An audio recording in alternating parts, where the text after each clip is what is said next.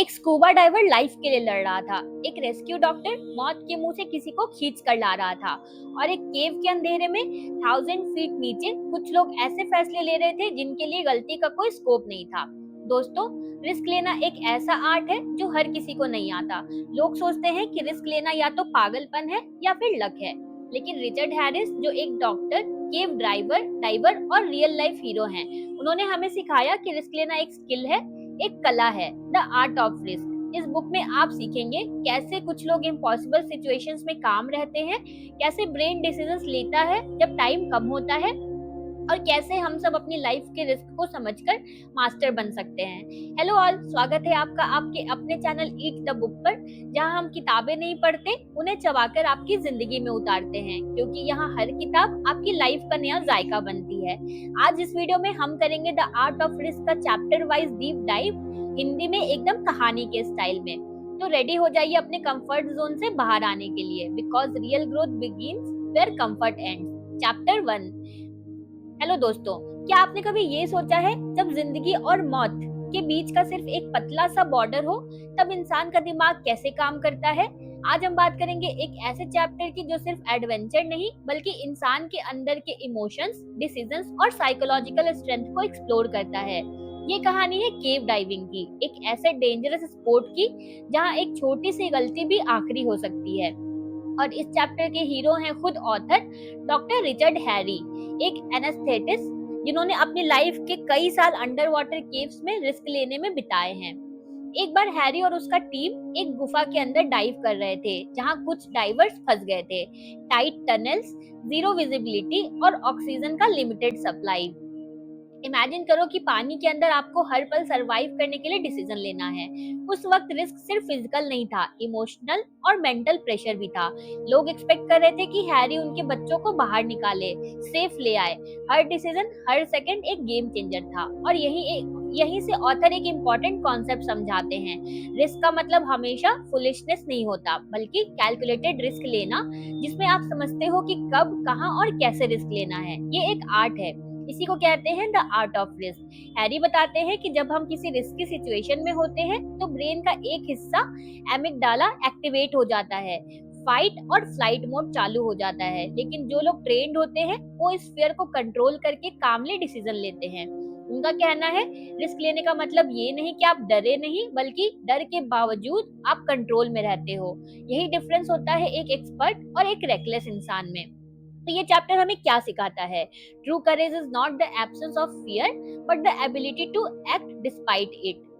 तो ये चैप्टर सिर्फ एडवेंचर का थ्रिल नहीं देता, बल्कि एक डीपर साइकोलॉजिकल इंसाइट भी देता है। आप रिस्क लेना सीख सकते हो, लेकिन स्मार्ट वे में। आपको अपने फियर को समझना होगा और उसी के थ्रू ग्रो करना होगा। चैप्टर 2, बॉर्न और build, the truth about risk takers. एक सवाल जो हम सबके दिमाग में कभी न कभी आता है, रिस्क लेना क्या एक टैलेंट है या हर कोई सीख सकता है? क्या रिस्क टेकर्स एक स्पेशल ब्रीड होते हैं या हम सब में वो क्वालिटी छुपी होती है? रिचर्ड बताते हैं इसी मिथ को इस चैप्टर में, और रियल लाइफ एग्जांपल्स के थ्रू ये भी बताते हैं कि रिस्क टेकर बनना एक स्किल है जो टाइम और ट्रेनिंग के साथ डेवलप होती है। ये चैप्टर शुरू होता है एक माउंटेनियर की कहानी से, जिसका नाम है टिम। टिम एक नॉर्मल इंसान था, ना ज्यादा डेयरिंग, ना कोई सुपर हीरो, लेकिन माउंटेन क्लाइंबिंग के पैशन ने उसके अंदर एक काम डिसीजन मेकर डेवलप कर दिया। एक बार एक्सपेडिशन के दौरान एक्सट्रीम कोल्ड वेदर के कारण सब क्लाइंबर्स पैनिक में आ गए, लेकिन टिम ने ऑक्सीजन लेवल्स, रूट कंडीशंस और ग्रुप डायनेमिक्स समझ के सबको एक सेफ बेस कैंप तक ले आया। हैरी यहाँ बताते हैं, रिस्क लेना इम्पल्सिव डिसीजन नहीं होता, ये एक प्रोसेस होता है जहाँ आप स्लोली अपनी लिमिट्स टेस्ट करते हो और कॉन्फिडेंस बिल्ड करते हो। ऑथर एक्सप्लेन करते हैं कि रिस्क टेकिंग का कुछ हिस्सा जेनेटिक होता है। कुछ लोग नेचुरली थ्रिल सीकिंग होते हैं, लेकिन मेजॉरिटी लोग अपने एनवायरनमेंट, ट्रेनिंग और एक्सपीरियंसेस के थ्रू रिस्क टेकर्स बनते हैं। एक रिसर्च का जिक्र होता है जिसमें दिखाया गया है, जो लोग टफ सिचुएशंस में रिहर्स करते हैं, उनका ब्रेन स्ट्रेस के वक्त ज्यादा कंपोज रहता है। तो इसका मतलब ये है कि आप भी रिस्क लेना सीख सकते हो, अगर आप अपने कंफर्ट जोन से बाहर निकलने की प्रैक्टिस करो। हैरिस कहते हैं, मैं एक बॉर्न रिस्क टेकर नहीं था, मैं एक कॉशियस चाइल्ड था, लेकिन मैंने अपने कंफर्ट जोन को चैलेंज किया। हर बार जब मैंने फियर फेस किया, मैं और स्ट्रांग बन गया। उनका कहना है, हर सक्सेसफुल रिस्क टेकर के पीछे होता है एक जर्नी। हर गलती, हर डर का सामना एक नई स्किल बन जाता है। तो ये चैप्टर हमें क्या सिखाता है? रिस्क लेना एक सुपर पावर नहीं, एक ट्रेंड हैबिट है। आपको अपने स्मॉल फियर से स्टार्ट करना होगा, उन्हें फेस करो और धीरे धीरे आपके अंदर का करेज ग्रो करेगा। Chapter 3, the uncertainty muscle, comfort in the unknown. जरा सोचिए, आप एक टनल में हो, अंधेरा है, हवा बंद हो चुकी है और अगला कदम कहाँ रखें ये भी नहीं पता। आप क्या करेंगे? आगे बढ़े या फ्रीज हो जाएंगे? यही होता है रियल रिस्क का फेस, अनसर्टेनिटी। रिचर्ड हैरिस हमें ये समझाते हैं कि अनसर्टेनिटी के साथ कैसे दोस्ती की जाए। डॉक्टर हैरिस एक ऐसे केव रेस्क्यू मिशन का जिक्र करते हैं जहां पूरा प्लान अनसर्टेनिटी से भरा था। गुफा नैरो थी, ऑक्सीजन लो था और विजिबिलिटी बिल्कुल जीरो। उन्हें अंदाजा नहीं था कि उनका टीम सरवाइव करेगा या नहीं, लेकिन एक चीज थी जो उन सबको चलने से रोक नहीं पाई, उनका अनसर्टेनिटी के साथ कंफर्ट जोन डेवलप कर लेना। वो कहते हैं, हमने कभी श्योरिटी का वेट नहीं किया, हमने अपने दिमाग को ट्रेन किया कि हम अननोन में भी ऑपरेट कर सके। रिसर्च दिखाता है, हम ह्यूमन ब्रेन सर्टेनिटी को प्यार करता है। जब कुछ प्रिडिक्टेबल होता है तो ब्रेन रिलैक्स्ड फील करता है, लेकिन अनसर्टेनिटी में एंजाइटी बिल्कुल बढ़ जाती है। पर हैरी कहते हैं, अनसर्टेनिटी से डरना नेचुरल है, लेकिन उसे अडेप्ट करना पावरफुल होता है। और ये अडेप्शन एक मसल की तरह होती है, जितना यूज करो उतनी स्ट्रांग होती है। उन्होंने कुछ अमेजिंग टेक्निक्स बताए हैं। स्मॉल एक्सपेरिमेंट्स करो, नए सिचुएशंस में जाओ, छोटे चैलेंजेस फेस करो, कंट्रोल छोड़ो, हर चीज पे कंट्रोल का ट्राई नहीं बल्कि अडेप्टेबिलिटी पे फोकस करो। Focus on next step only. पूरे प्लान को एक साथ मत छोड़ो, बस एक स्टेप पर ध्यान दो। एक एक्सपीरियंस डाइवर का जिक्र होता है जिन्होंने कहा, when you are under water you don't fight the darkness, you flow with it. ये लाइन दिखाती है कि जो लोग अनसर्टेनिटी के साथ डांस करना सीख लेते हैं वही रियल रिस्क टेकर्स बनते हैं। तो ये चैप्टर हमें क्या सिखाता है? रिस्क लेने का मतलब सिर्फ एक्शन नहीं, अननोन के साथ पीस बनाना भी होता है। चैप्टर 4, हाई स्टेक्स डिसीजंस काम इन द केओस। कभी सोचा है कि जब आप कुछ दांव पर लगा हो, जब वक्त कम हो, स्ट्रेस हाई हो और एक गलत डिसीजन किसी की जान ले सकता हो, तब इंसान कैसे सोचता है? इस चैप्टर में हम उस वक्त की बात करते हैं जब डिसीजन लेना होता है, वो भी सेकंड्स में, और उसके कॉन्सिक्वेंसेस होते हैं लाइफ लॉन्ग। चैप्टर 4 शुरू होता है एक इंटेंस सीन से, एक हेलीकॉप्टर रेस्क्यू मिशन जहां एक इंजर्ड डाइवर को अर्जेंटली बाहर निकालना था। ब्लीडिंग फास्ट, ऑक्सीजन लो और पैनिक हर जगह। टीम में सबका दिमाग फ्रीज हो गया, लेकिन डॉक्टर हैरिस बिल्कुल काम थे। उन्होंने तुरंत एक डिसीजन लिया, पेशेंट को सिडेट करके नैरो पाथ से सेफली निकालने का। एक छोटी सी डिले या हेजिटेशन और सब कुछ खत्म हो सकता था। यही है रियल रिस्क टेकर की क्वालिटी, केओस में भी क्लैरिटी।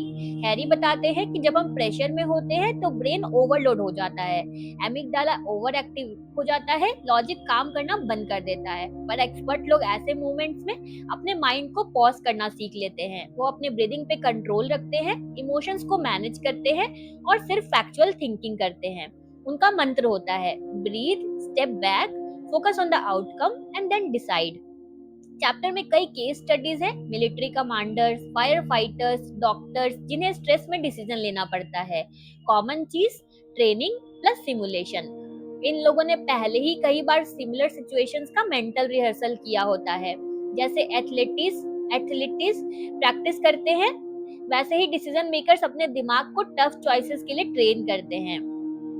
चैप्टर 4 का कोर लेसन क्या है? आप चाहे किसी भी फील्ड में हो, अगर आपको हाई स्टेक सिचुएशन में सही डिसीजन लेना है तो आपको प्रैक्टिस करनी होगी कामनेस की और लॉजिक की। रिस्क टेकर्स इम्पल्सिव नहीं होते, वो प्रिपेयर किए हुए वॉरियर्स होते हैं। जब वक्त कम हो तब काम रहना, यही होती है असली bravery. Chapter 5, the gut feeling, क्या इंट्यूशन पे भरोसा करना चाहिए? क्या आपने कभी किसी डिसीजन में सिर्फ अपनी गट फीलिंग पे भरोसा किया है? जैसे बिना किसी लॉजिक के अंदर से आवाज आए, ये सही नहीं या ये गलत है। पर सवाल ये है, क्या रिस्क लेने के टाइम पे इंट्यूशन पे भरोसा किया जा सकता है? चैप्टर 5 में डॉक्टर हैरिस इसी पावरफुल येट कंफ्यूजिंग चीज का राज खोलते हैं, इंट्यूशन। एक एक्सपीरियंस पायलट की कहानी से चैप्टर स्टार्ट होता है। वो पायलट एक बार डेंजरस स्टॉर्म के बीच प्लेन उड़ा रहा था। इंस्ट्रूमेंट्स कह रहे थे कि सब सही है, लेकिन उसके अंदर से एक स्ट्रेंज फीलिंग आ रही थी, कुछ तो गलत है। उसने ऑटो पायलट हटा दिया, मैनुअल मोड पे गया और देखा कि एक सेंसर फेल हो गया था। अगर उसने सिर्फ मशीन्स पे भरोसा किया होता तो प्लेन क्रैश हो सकता था। डॉक्टर हैरिस कहते हैं, intuition is not magic, it's experience disguised as instinct. दिमाग का सीक्रेट शॉर्टकट। ऑथर एक्सप्लेन करते हैं कि इंट्यूशन हमारे सबकॉन्शियस माइंड का एक शॉर्टकट होता है। जब हम किसी फील्ड में कई साल काम करते हैं तो हमें कुछ पैटर्न्स, सिग्नल्स और बिहेवियर्स नोटिस होने लगते हैं बिना कॉन्शियसली सोचने के। यही बन जाता है इंट्यूशन। ये स्पेशली काम आता है जब टाइम कम हो और लॉजिक प्रोसेस करने का वक्त नहीं हो। पर क्या हर गट फीलिंग पे विश्वास करना चाहिए? नहीं। डॉक्टर हैरिस वार्न करते हैं, इंट्यूशन तभी यूजफुल होता है जब आपका एक्सपीरियंस स्ट्रांग हो। बिगनर ट्रेडर्स, डॉक्टर्स और डाइवर्स के लिए गट फीलिंग कभी-कभी मिसलीडिंग हो सकती है। तो ऑथर एक गोल्डन रूल बताते हैं, trust your gut only when it's trained. अगर आप किसी एरिया में नए हो तो पहले डेटा, ट्रेनिंग और एक्सपर्ट गाइडेंस पे भरोसा करो। तो चैप्टर 5 हमें क्या सिखाता है? Intuition is your brain whispering, not shouting. लेकिन वो विस्पर सिर्फ तब वैल्यूएबल है जब उसके पीछे इयर्स ऑफ लर्निंग छुपा हो। रिस्क के वर्ल्ड में इंट्यूशन एक साइलेंट फ्रेंड बन सकता है अगर आप उस फ्रेंड को समझना सीख जाएं।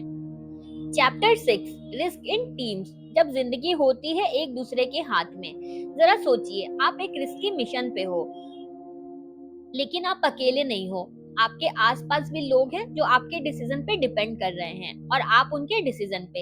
ऐसे में रिस्क लेना और भी कॉम्प्लेक्स हो जाता है। इस चैप्टर में डॉक्टर हैरिस बताते हैं, इंडिविजुअल रिस्क टेकिंग और टीम बेस्ड रिस्क टेकिंग में जमीन आसमान का फर्क होता है।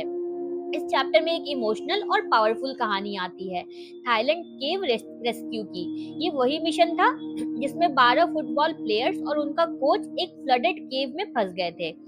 हैरी और उनकी इंटरनेशनल डाइविंग टीम को ये इम्पॉसिबल टास्क मिला, उन्हें सेफ बाहर निकालना था। पर ये काम किसी एक हीरो का नहीं था, ये टीम एफर्ट का चमत्कार था। डॉक्टर हैरिस एक्सप्लेन करते हैं, टीम में रिस्क लेना सिर्फ आपके डिसीजन पर नहीं होता, आपको दूसरे मेंबर्स पे ट्रस्ट करना पड़ता है, उनकी स्किल्स को समझना पड़ता है और अपना ईगो साइड में रखना पड़ता है। हर मेंबर का रोल क्लियर होना चाहिए, कम्युनिकेशन फास्ट, प्रिसाइज और ऑनेस्ट होना चाहिए, और सबसे इम्पोर्टेंट, एक दूसरे के इंटेंशन पे पूरा भरोसा। उन्होंने बताया कि एक ड्राइवर जब बच्चा बाहर ले जा रहा था तब उसके पास फुल रिस्पॉन्सिबिलिटी थी, पर पूरा टीम उसे सपोर्ट कर रहा था।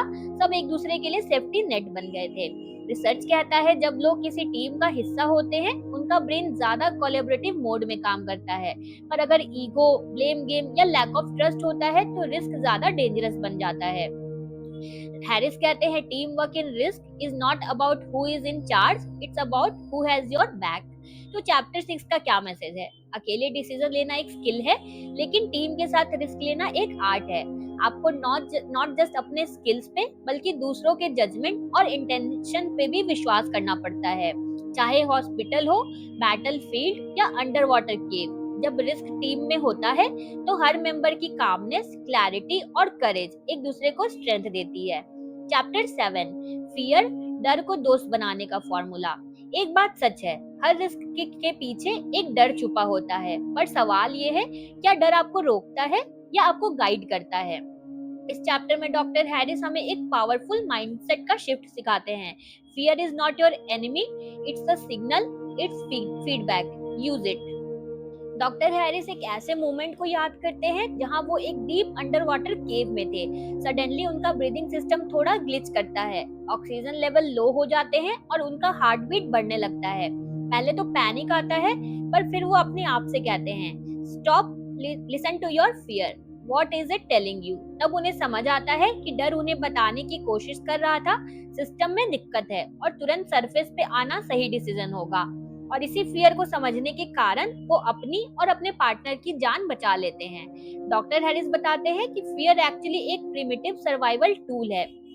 जब हम किसी अनसर्टेन या थ्रेटनिंग सिचुएशन में होते हैं तो ब्रेन का एमिगडाला एक्टिवेट हो जाता है और सिग्नल्स भेजने लगता है, फाइट, फ्लाइट और फ्रीज। लेकिन एक्सपर्ट लोग पैनिक नहीं करते, वो फियर का एनालिसिस करते हैं। क्या ये रियल डेंजर है या इमेजिन्ड? क्या मुझे रिएक्ट करना है या कामली सोचना है? क्या फियर मुझे कुछ बताना चाहता है? Fear versus anxiety. हैरी एक इंपॉर्टेंट डिफरेंस एक्सप्लेन करते हैं। Fear is specific, helpful and action oriented. Anxiety is वेग, draining and over often misleading. वो कहते हैं अगर आप फियर को लिसन करो तो वो मेंटोर बन जाता है, लेकिन अगर इग्नोर करो तो वो मॉन्स्टर बन जाता है। तो चैप्टर 7 हमें क्या सिखाता है? डर को दुश्मन मत समझो, उससे एक गाइड बनाओ। Fear is your inner alarm system, learn to read it, not run from it. Risk लेने का मतलब ये नहीं कि आपको डर नहीं लगता, बल्कि ये होता है कि आप डर के साथ कैसे डील करते हो। जो लोग डर को समझना सीख लेते हैं वही उसका फायदा उठाते हैं। अगले चैप्टर में हम देखेंगे how to prepare yourself for failure और कैसे रिस्क टेकिंग में रिकवरी एक क्रूशियल रोल प्ले करती है। Chapter 8, failure is feedback. गिरना सीखना जरूरी है। आपने सुना होगा जो रिस्क लेता है वो कभी न कभी गिरता भी है, पर असली सवाल ये है आप गिरने के बाद उठते कैसे हो। इस चैप्टर में रिचर्ड हमें एक बहुत ही पावरफुल कॉन्सेप्ट बताते हैं। Failure is not the end, it's information. Harry एक डाइविंग ऑपरेशन याद करते हैं जहां उन्होंने एक रेस्क्यू मिशन के ड्यूरिंग एक गलती की थी। ऑक्सीजन टैंक की पोजीशनिंग गलत हो गई, टाइमिंग मिसकैलकुलेट हो गया और सिचुएशन ऑलमोस्ट फैटल बन गई। मिशन फेल हुआ, मीडिया ने क्रिटिसाइज किया और खुद हैरी भी शैटर्ड फील कर रहे थे। लेकिन उस वक्त उन्होंने एक डिसीजन लिया, मैंने सिर्फ रिग्रेट नहीं करूंगा, मैं सीखूंगा। वो पूरे मिशन को डिटेल में रिव्यू करते हैं, कहाँ गलती हुई, क्यों हुई और आगे से कैसे अवॉइड की जाए। डॉक्टर हैरिस कहते हैं फेलियर का इम्पैक्ट सिर्फ प्रैक्टिकल नहीं होता, इमोशनल और साइकोलॉजिकल भी होता है। लोग गिल्टी फील करते हैं, अशेम्ड होते हैं और कई बार रिस्क लेना ही छोड़ देते हैं। लेकिन हैरी सजेस्ट करते हैं कि एक powerful approach, own your mistake, यानी ब्लेम मत दो, responsibility low. Debrief with your team, सबसे बैठकर समझो क्या हुआ। Note the pattern, failure repeat तब होता है जब सीखा नहीं जाता। फेलियर एक टीचर है, वो हार्ड वर्ड्स में सिखाता है, लेकिन अगर आप सुन पाए तो वो प्राइसलेस लेसन्स देता है। उनका कहना है हर सक्सेसफुल रिस्क टेकर के पीछे कई फेलियर्स छुपे होते हैं, लेकिन उन्होंने उन फेलियर्स को ब्रेक डाउन किया, एनालाइज किया और उन्हें स्टेपिंग स्टोन बताया। जो रिस्क में फेल होता है वो वीक नहीं होता जब तक वो सीख रहा है। फेलियर इज फीडबैक और फीडबैक से बड़ी कोई गाइड नहीं होती। तो ये चैप्टर हमें क्या सिखाता है? रिस्क लेना एक जर्नी है, कभी सक्सेस तो कभी सेटबैक। लेकिन अगर आप हर फेलियर के बाद खुद से ये पूछो इसने मुझे क्या सिखाया, तो आप रिस्क टेकर नहीं, रिस्क मास्टर बन जाओगे। चैप्टर 9, रेजिलियंस, यानी वापस उठना एक कला है। क्या आपने कभी किसी ऐसे इंसान को देखा है जो हर बार गिरता है लेकिन हर बार उससे भी ज्यादा हिम्मत के साथ उठता है? इस चैप्टर में डॉक्टर हैरिस एक ऐसे ही क्वालिटी के बारे में बात करते हैं, रेजिलियंस, यानी मुसीबत के बाद वापस उठने की कला। इस चैप्टर की शुरुआत होती है एक ऑस्ट्रेलियन फायर फाइटर की कहानी से जिसका नाम था जैक। जैक एक मैसिव बश फायर रेस्क्यू मिशन में था जहां एक रॉन्ग कॉल की वजह से एक कलीग की डेथ हो गई। जैक इमोशनली ब्रेक हो गया, गिल्ट, डिप्रेशन और बर्नआउट ने उसे अंदर से तोड़ दिया, पर उसने अपने दर्द को एक्सेप्ट किया, थेरेपी ली, टीम के साथ ओपन कॉन्वर्सेशंस की और फिर वापस ट्रेनिंग में लौट आया और भी स्ट्रॉन्ग बन के। हैरी कहते हैं रियल स्ट्रेंथ ये नहीं कि आप कभी टूटते नहीं, रियल स्ट्रेंथ ये है कि टूट कर भी वापस जुड़ जाते हो। हैरिस बताते हैं रेजिलियंस एक इनबॉर्न गिफ्ट नहीं है, ये एक लर्नड प्रोसेस है और हर इंसान इससे बिल्ड कर सकता है। रेजिलियंस लोग कुछ खास काम करते हैं, अपने इमोशंस को सप्रेस नहीं करते बल्कि समझते हैं, सपोर्ट सिस्टम बनाते हैं, फ्रेंड्स, मेंटोर्स या थेरेपिस्ट, फेलियर से सीखते हैं बिना खुद को ब्लेम किए, और सबसे इम्पोर्टेंट वो एक्सेप्ट कर लेते हैं कि पेन भी प्रोसेस का पार्ट है। हैरिस अपने पर्सनल लाइफ के एग्जाम्पल से बताते हैं कि कैसे उन्होंने खुद को इमोशनल ब्रेकडाउन से बाउंस बैक करना सिखाया, चाहे वो किसी रेस्क्यू मिशन का ट्रॉमा हो या किसी दोस्त को खो देने का दर्द। उन्होंने हर बार लिखा, रिफ्लेक्ट किया और शेयर किया। उनका कहना है पेन लिखने से कम नहीं होता, लेकिन लिखने से पेन का मतलब मिलता है। तो ये चैप्टर हमें क्या सिखाता है? रिस्क लेने वाले कभी परफेक्ट नहीं होते, वो टूटते हैं लेकिन वापस उठते हैं, और हर बार ज्यादा क्लैरिटी, ज्यादा कंपैशन के साथ। रिस्क लेना सिर्फ टेक्निक का गेम नहीं है, ये एक इमोशनल स्पोर्ट भी है, और अगर आप रेजिलिएंट बनना सीख गए तो आप किसी भी फेलियर को फ्यूल बना सकते हो। चैप्टर 10, प्रिपरेशन, यानी रिस्क की सच्ची शुरुआत। क्या आपने कभी ये नोटिस किया है जो लोग सबसे रिस्की काम करते हैं, जैसे एस्ट्रोनॉट, डीप सी डाइवर्स या केव रेस्क्यूअर्स वो कभी भी बिना तैयारी के काम नहीं करते। डॉक्टर रिचर्ड कहते हैं, risk is not in the action, risk starts much before that, in the preparation. Chapter 10 में हैरिस हमें एक अंडर वाटर रेस्क्यू मिशन की यात्रा पे ले जाते हैं, जहां हर मिनट एक जान का सवाल होता था। उन्होंने बताया कि कैसे एक छोटी सी मिस्टेक, एक मिसिंग गियर या एक रॉन्ग एजम्पशन किसी की लाइफ ले सकती है। लेकिन ये सब कुछ अवॉइड हो सकता है अगर आपका प्रिपरेशन सिस्टमाइज्ड हो। उनके टीम के रिचुअल्स कुछ ऐसे थे, रेस्क्यू ड्रिल्स बार बार रिपीट करना, एक्सट्रीम पैनिक सिचुएशंस में रिहर्स करना, चेकलिस्ट और backup plan banana, what if scenarios में मेंटली ट्रेन होना। ये सब कुछ एक ही बात के लिए, ताकि जब असली सिचुएशन आए तो कुछ भी नया ना लगे। हैरिस कहते हैं, मेंटल रिहर्सल एक सीक्रेट वेपन है। वो बोलते हैं आपका दिमाग और बॉडी तभी काम रहती है जब उन्होंने उस सिचुएशन को पहले से ही फील किया हो। उन्होंने खुद हर रेस्क्यू से पहले बार बार विजुलाइज किया, क्या हो सकता है, क्या गलत हो सकता है और तब मैं क्या करूंगा। यही मेंटल हैबिट उनके लिए गेम चेंजर बनी। बहुत लोग सोचते हैं कि प्रिपरेशन का मतलब है I am ready for anything, लेकिन हैरिस वार्न करते हैं ओवर कॉन्फिडेंस भी रिस्क है। प्रिपरेशन का असली मतलब होता है ह्यूमिलिटी के साथ प्लान करना, टीम वर्क और फीडबैक लेना और ईगो को साइड में रख के लर्न करते रहना। तो ये चैप्टर हमें क्या सिखाता है? Preparation is the risk takers first super power, without it courage भी गैम्बल बन जाता है। दोस्तों, चाहे आप ट्रेडिंग में हो, स्पोर्ट्स में या लाइफ के किसी भी डिसीजन में, अगर आप प्रॉपर तैयारी करते हो तो रिस्क डर का नहीं, एक कैलकुलेटेड कॉन्फिडेंस का हिस्सा बन जाता है। चैप्टर 11, इंट्यूशन, जब दिमाग नहीं दिल गाइड करता है। कभी आपने बिना किसी रीजन के किसी काम को बस फील करके किया है? वो इंस्टेंट डिसीजन जिसका लॉजिक नहीं होता पर अंदर से एक आवाज कहती है ये सही है, इसी को कहते हैं इंट्यूशन। और इस चैप्टर में डॉक्टर हैरिस बताते हैं कि रिस्क टेकिंग में इंट्यूशन का क्या रोल होता है। साइंस वर्सेस सिक्स्थ सेंस, हमें सिखाया गया है कि डिसीजंस लॉजिक और एनालिसिस से लेने चाहिए, पर डॉक्टर हैरिस कहते हैं कुछ मोमेंट्स ऐसे होते हैं जहां लॉजिक स्लो होता है पर गट फीलिंग फास्ट और एक्यूरेट होती है। उन्होंने एक स्टोरी शेयर की। रेस्क्यू मिशन के दौरान एक डाइवर को कुछ ठीक नहीं लगा, सब कुछ टेक्निकली फाइन था बट उसका गट कह रहा था रुको। वही पॉज एक मेजर एक्सीडेंट से बच गया। बाद में पता चला ऑक्सीजन टैंक में प्रेशर ग्लिच था। Intuition is not magic. Harris explain करते हैं, इंट्यूशन कोई जादू नहीं है, ये होती है आपके experience plus observation plus subconscious analysis का रिजल्ट। जब आप किसी फील्ड में डीपली इन्वॉल्व होते हो तो आपका ब्रेन पैटर्न्स को नोटिस करता है, इवन जब आप कॉन्शियस माइंड से नहीं देखते। That's why doctors sometimes feel something is wrong. Pilots sense turbulence before machines do. Traders smell market reversal without chart. Doctor Harris का कहना है, अगर आपका माइंड नॉइजी है, ओवर थिंकिंग से भरा हुआ है, तो इंट्यूशन की आवाज दब जाती है। इसलिए उन्होंने मेडिटेशन और ब्रीदिंग एक्सरसाइजेस को इम्पोर्टेंट बताया, जिससे इनर नॉइज कम हो और गट सिग्नल लाउड एंड क्लियर आए। तो ये चैप्टर हमें क्या सिखाता है? अच्छा डिसीजन मेकिंग सिर्फ लॉजिक का गेम नहीं, एक आर्ट भी है, जहां आपको अपनी इनर वॉइस पे भरोसा करना पड़ता है। डॉक्टर लाइफ के रिस्की डिसीजन में इंट्यूशन एक सीक्रेट गाइड है, वो गाइड जो हमेशा आपके एक्सपीरियंस से बात करता है, बस आपको सुनना आना चाहिए। चैप्टर 12, फेलियर, दोस्तों जैसा दुश्मन। दोस्तों, फेलियर से डर लगता है ना? पर सोचिए, अगर आप उसी फेलियर को अपना दोस्त बना ले तो जिंदगी का गेम ही बदल जाएगा। इस चैप्टर में डॉक्टर हैरिस एक अनकंफर्टेबल ट्रूथ बताते हैं, रिस्क लेने वाले लोग सबसे ज्यादा फेल होते हैं, लेकिन वो फेल होने से बचते नहीं बल्कि सीखते हैं। Failure equals to data.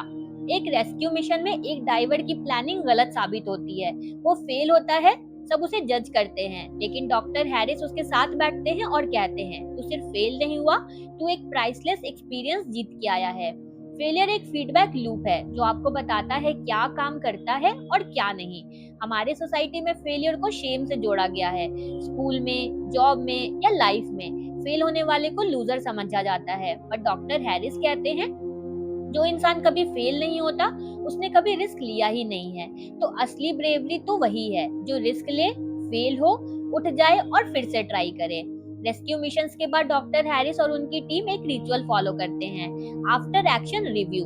ये एक ऑनेस्ट डीब्रीफ होता है जिसमें टीम बताती है क्या सही गया, क्या गलत हुआ, अगले बार क्या बेहतर हो सकता है।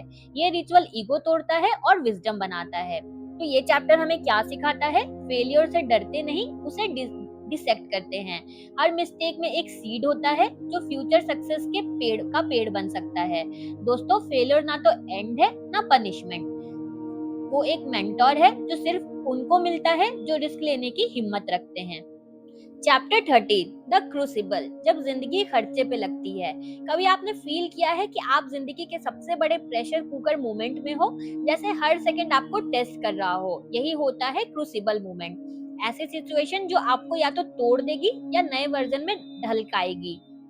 डॉक्टर हैरिस इस चैप्टर में एक हार्ट पाउंडिंग स्टोरी शेयर करते हैं, थाईलैंड केव रेस्क्यू का एक मोमेंट, जहां एक बच्चा अनकॉन्शियस हो जाता है वाटर चैम्बर में। पूरा प्लान लगता है फेल हो गया। टीम में साइलेंस, फियर और पैनिक। पर हैरिस कहते हैं ये वही पल है जहां ट्रू रिस्क टेकर शेप होते हैं। वो डिसाइड करते हैं या तो पैनिक करेंगे या परफॉर्म, और वही उनका डिफाइनिंग मोमेंट बन जाता है। क्रूसिबल मतलब वो सिचुएशन जहां आपकी स्किल्स टेस्ट होती हैं, आपका पेशेंस स्ट्रेच होता है, आपका माइंड स्क्रीम करता है गिव अप। पर डॉक्टर हैरिस कहते हैं क्रूसिबल्स ब्रेक ओनली व्हाट्स फॉलो, जो रियल है वो और स्ट्रांग निकलता है। यानी आपकी असली आइडेंटिटी वही शेप होती है जब जिंदगी आपको प्रेशर में डालती है। Prepare, perform and reflect. Regular training, clear mindset और सिनारियो प्रैक्टिस करो। फोकस, कामनेस और टीम पे ट्रस्ट करो। After action debrief, emotional healing और लर्निंग्स करो। यही formula high risk professionals use करते हैं, चाहे वो डाइवर्स हो, सर्जन्स हो या एस्ट्रोनॉट्स हो। तो ये चैप्टर हमें क्या सिखाता है? Crucibles are not breakdown points, they are break through points. जिंदगी जब आपको टेस्ट करे तो उस पल में गिरना अलाउड है, पर रुकना नहीं। क्रूसिबल में ये से निकलकर आया नया इंसान बन जाता है, ज्यादा इवॉल्व, ज्यादा ग्राउंडेड और ज्यादा fearless. Chapter 14, sharpening the edge, risk instinct को कैसे पॉलिश करें। क्या आपने कभी एक स्किल हो जिससे यूज ना करने से वो धीरे धीरे मिटने लगे, जैसे पेंसिल का टीका वाला टिप, हर बार उसे होने से ब्लंट हो जाता है। Chapter 14, sharpening the edge, risk के इंस्टिंक्ट्स को कैसे पॉलिश करें। क्या आपने कभी एक स्किल हो जिससे यूज ना करने से वो धीरे धीरे मिटने लगे, जैसे पेंसिल का वो टीका वाला टिप हर बार यूज होने से ब्लंट हो जाता है। इस चैप्टर में डॉक्टर हैरिस इसी कॉन्सेप्ट को रिस्क इंस्टिंक्ट्स पे अप्लाई करते हैं। ये इंस्टिंक्ट्स बिना प्रैक्टिस के डल हो जाते हैं, जिनके बिना आप क्रिटिकल मूवमेंट में फ्रेल फील करते हो। हैरी एक बहुत ही इंटरेस्टिंग एनालॉजी देते हैं। एक म्यूजिशियन जो रोज इंस्ट्रूमेंट नहीं बजाता, उसकी फिंगर्स एडवांस प्रैक्टिस छोड़ने की वजह से नम हो जाती हैं।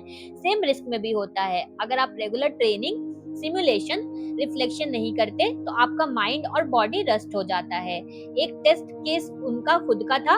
कुछ महीने ब्रेक के बाद जब उन्होंने फिर से केव डाइव किया, उन्हें पता चला कि उनकी डिसीजन मेकिंग स्लाइटली स्लोअर हो गई थी। पर उन्होंने तुरंत ड्रिल्स स्टार्ट किए, मेंटल रिहर्सल्स, ब्रीदिंग कंट्रोल और कम्युनिकेशन ड्रिल्स, और धीरे धीरे फिर से अपनी रिस्पॉन्सिवनेस क्लेम की। डॉक्टर हैरिस बताते हैं कि एक्सपीरियंस इंस्टिंक्ट नुक्ते से शार्पन होता है, और जो लोग यूज इट और लूज इट प्रिंसिपल फॉलो करते हैं वो हाई स्ट्रेस सिचुएशन में ज्यादा इफेक्टिव परफॉर्म कर पाते हैं। तो कुछ टिप्स हैं जो उन्होंने शेयर किया। Regular scenario drills, deep dives, rescue simulations, cross training, physical, mental, emotional exercises, reflective journaling, हर मिशन के बाद राइट डाउन करो जो अच्छा हुआ या जो गलत हुआ। उनका कहना है हाई रिस्क वर्ल्ड में डिले और हेजिटेशन महसूस होती है अगर आपने उस मसल को प्राइम नहीं किया। वो रिस्क टेकिंग को एक अनइवेंचुअल एक्शन नहीं बल्कि अ डेली प्रैक्टिस बताते हैं। रिस्किया माइंडसेट और इंस्टिंक्ट को डेली ट्यून करना जरूरी होता है, ताकि जब रियल मोमेंट आए आपका रिएक्शन ऑटोमेटिक, शार्प, क्लियर हो। एक एनालॉजी उनकी एथलीट, अगर वो एवरीडे जिम नहीं जाए तो मसल्स उनके फ्लॉप हो जाते हैं। सेम आपकी रिस्क मसल्स के साथ भी होता है। तो ये चैप्टर हमें क्या सिखाता है? इंस्टिंक्ट्स डल होते हैं अगर उन्हें रेगुलर शार्पनिंग नहीं की जाती। आपको डेली ट्यून अप्स करने होंगे, मेंटल और फिजिकल दोनों। दोस्तों, अगर आप रिस्क टेकिंग को अपनी लाइफ का हिस्सा बनाना चाहते हो तो कंसिस्टेंसी और इंटेंशनल प्रैक्टिस सबसे पावरफुल टूल है। Chapter 15, the whole picture, art of risk का ग्रैंड फिनाले। हमारी ये journey the art of risk की हर कहानी, हर लेसन अब एक फाइनल इंटरसेक्शन पॉइंट पे आती है। वॉट एवर द रिस्क पूरी बुक को समराइज करता है और एक पावरफुल मैसेज देता है। रिस्क पूरी तरह से हमारी लाइफ का पार्ट है, लेकिन उसे हम डिजाइन कर सकते हैं। डॉक्टर हैरिस कहते हैं, रिस्क कोई आउट ऑफ ऑर्डिनरी एडवेंचर नहीं, रिस्क तो जिंदगी का एक परमानेंट लेंस है। छोटे decisions, career change, relationship, parenting choices, ये सब एक रिस्क रिवॉर्ड डायनेमिक में होते हैं। और जैसे केव डाइवर्स अपने टूल्स और ट्रेनिंग से रिस्क को मैनेज करते हैं, वैसे ही हम अपनी लाइफ में माइंडसेट, हैबिट्स, रेजिलियंस को डिजाइन करके रिस्क को प्लान्ड एंड पर्पसफुल बना सकते हैं। उनका सिंपल सा बट प्रोफाउंड फ्रेमवर्क हमारे लिए कुछ इस तरह है। माइंडसेट, फियर को रिकॉग्नाइज करो, इंट्यूशन को ट्रस्ट करो, प्रिपरेशन, मेंटल रिहर्सल और ट्रेनिंग हैबिचुअल बनाओ, टीम एंड सपोर्ट, रिस्क में क्लैरिटी और स्ट्रेंथ सिर्फ इंडिविजुअल की नहीं, कलेक्टिव की होती है। अडेप्टिव थिंकिंग, अनसर्टेनिटी में कंफर्ट, फेलियर से सीखना और रेजिलियंस को डेली बिल्ड करना। शार्पनिंग इंस्टिंक्ट्स, रेगुलर ट्यूनअप्स हो ताकि जब आप रियल रिस्क पे आए, रिएक्शन ऑटोमेटिक और कॉन्फिडेंट हो। हैरी कहते हैं, उन्होंने एक बहुत डेंजरस मिशन में रिस्क मैनेज किया। एक बच्चा उनकी टीम ने बचाया और वापस जब वो शोर पे आया, एक छोटी बीच पर खड़े होके वो बोलते हैं, it's not the size of the risk that defines you, it's the intentional way you approach it. यानी रिस्क का सही रंग तब दिखता है जब आप उसे पर्पसफुल, अवेयर एंड प्रिपेयर्ड बन के अप्रोच करो। तो ये चैप्टर हमें क्या सिखाता है? रिस्क अगर सही तरह से डिजाइन करो तो वो आपका सबसे बड़ा टीचर और सबसे लॉयल कंपेनियन बन जाता है। अगर आप इसे लाइफ लेंस के रूप में अपना लो, चाहे पर्सनल ग्रोथ हो, करियर डिसीजंस हो या रिलेशनशिप हो, ये माइंडसेट आपको fearless, grounded and clear handed बना देता है। हमारी एवरीडे जिंदगी में भी रिस्क को ब्यूटीफुली एंड ब्रेवली अप्रोच करना ही कला सीखना है। तो अब जब भी आप स्टैंडिंग को हो किसी मर्डी डिसीजन पॉइंट पर, या जब फियर और अनसर्टेनिटी आपको रुकता है, तो बस एक कैनवास याद रखिए, आर्ट ऑफ रिस्क का कैनवास, और कॉन्फिडेंटली पेंटिंग शुरू करो। रिस्क लेना पागलपन नहीं है, वो एक कैलकुलेटेड डिसीजन होता है, अगर हम समझें कि हम किसी चीज का सामना कर रहे हैं। द आर्ट ऑफ रिस्क हमें ये सिखाता है कि फियर को कंट्रोल करना, प्रेशर में सोचना और अपने इंट्यूशन पे भरोसा करना, ये सब सीखने लायक स्किल्स हैं। तो अगले बार जब जिंदगी आपके सामने कोई रिस्की सिचुएशन लाए, याद रखना, डर से भागना नहीं है, उसे समझना है। अगर आपको ये समरी पसंद आई हो तो वीडियो को लाइक और शेयर जरूर करना, कमेंट में अपना फेवरेट वाला लेसन जरूर लिखना, और अपने इस चैनल ईट द बुक को सब्सक्राइब करना, जहां नॉलेज मिलता है स्नैक्स के साइज में। मिलते हैं जल्दी एक न्यू बुक समरी के साथ। तब तक आज जो सीखा है उसको लाइफ में उतारो, क्योंकि ये सिर्फ एक किताब नहीं थी, ये एक नया नजरिया था जिंदगी जीने का। Keep eating, keep growing. Thank you for watching.